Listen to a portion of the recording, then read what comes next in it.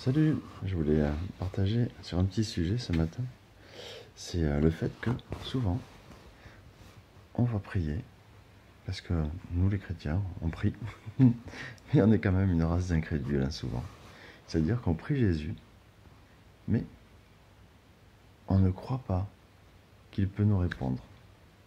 C'est-à-dire que on se prive du conseil et du conseil et de l'avis de Jésus sur ce qu'on veut faire, sur ce qu'on lui demande, sur ce qu'on désire.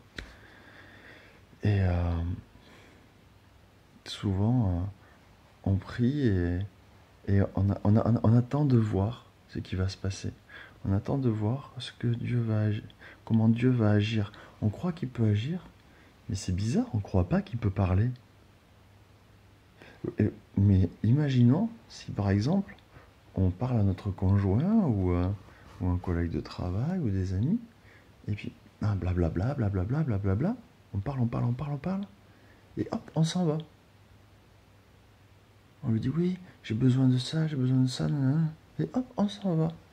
Et lui il reste comme ça. Mais qu'est-ce qui se passe?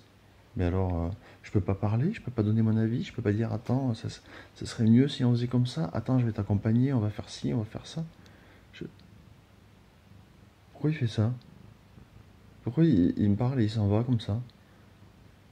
Vous voyez ce que je veux dire? Mais ça, c'est parce qu'on est trop raisonnable. On a peur de perdre le contrôle, on a peur de passer pour zinzin ou je ne sais pas quoi. Et donc, on ne croit pas que Jésus peut nous parler. On ne croit pas que l'Esprit Saint nous parle. On ne croit pas qu'on peut l'entendre. Et ça, c'est une vie de chrétien qui est amputée, mais d'une façon inimaginable. Alors, et c'est triste pour la relation avec Jésus. Jésus veut une relation avec nous, une relation, et ça on le prêche dans les églises, mais on le vit tellement pas.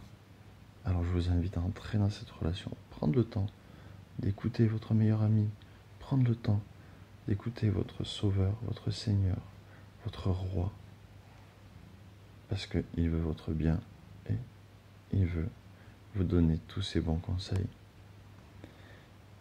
Même vous dire qu'il vous aime, tout simplement. Alors prenez le temps de l'écouter et pas simplement de faire une liste de courses. Passez une bonne journée bénie.